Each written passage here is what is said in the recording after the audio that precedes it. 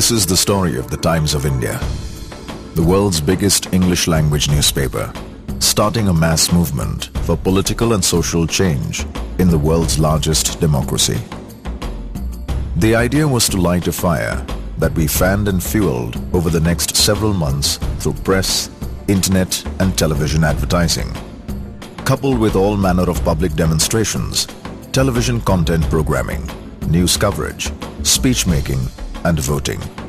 It was a call for a new generation of leadership in a country of 1 billion people. It all began with us writing the front page of the Times of India on the 1st of January 2007 to mark the dawn of India's 60th year of independence. Before it went to print, the ad was shown to Amitabh Bachchan, legendary film icon and perhaps the most famous Indian alive, who was inspired enough to read it out on national television that day. I read the piece and I felt that it was very inspirational, very uplifting for the country. There are two Indias in this country.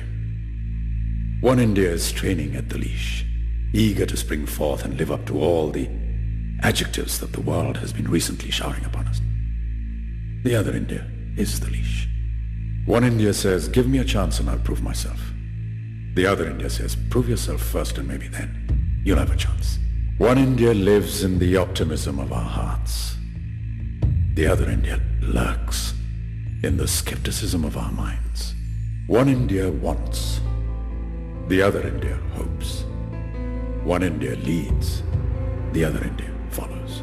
And quietly, while the world is not looking, a pulsating, dynamic new India is emerging. An India that no longer boycotts foreign-made goods, but buys out the companies that make them instead. History, they say, is a bad motorist. It rarely ever signals its intentions when it's taking a turn.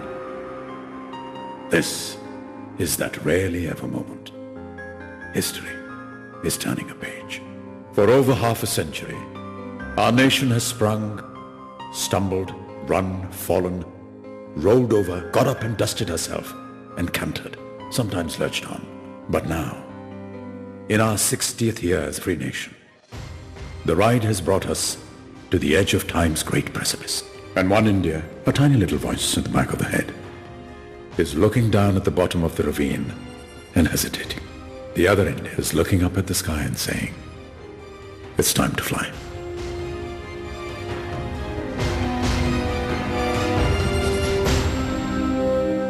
Almost overnight, this single ad was downloaded millions of times, triggering off a massive public debate that spilled out onto the streets and in mainstream media, gathering momentum and arousing opinions along the way.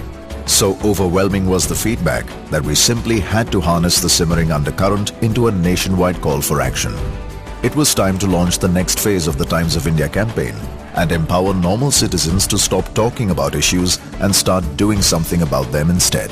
Politicians are not the only agency through which we can want change. All citizens in a democracy become active participants, not passive recipients of what the politicians do. Lead India was a clarion call for the next generation of political leaders to pick up the reins of the world's largest democracy. And to launch it, we wrote the front page of the Times of India once again.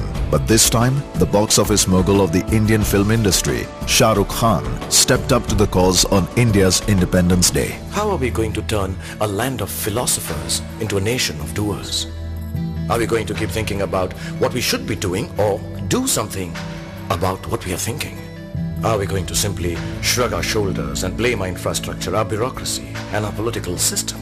Or are we going to roll up our sleeves, get up and actually do something about it?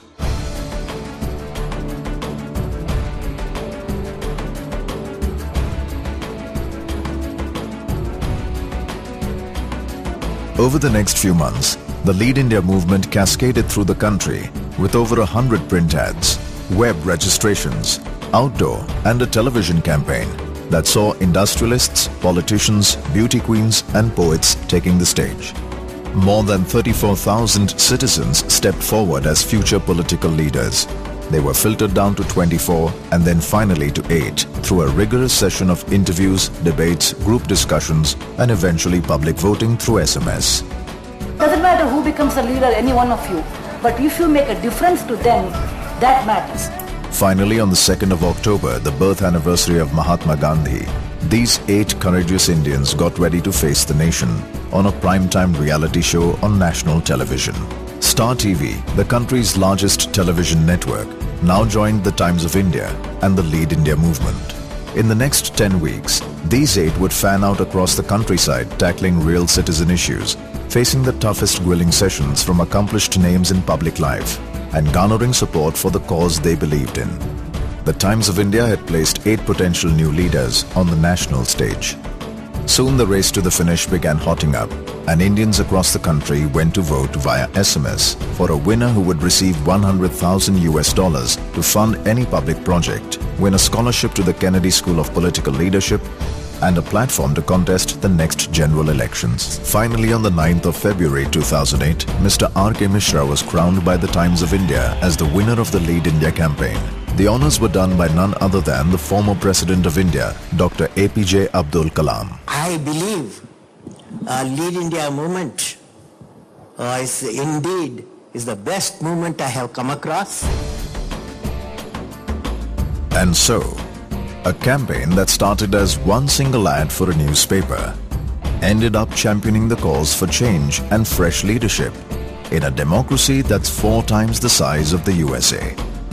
Today, all 8 candidates have taken the stage in public life, and the Times of India may have well helped unearth the country's next Prime Minister.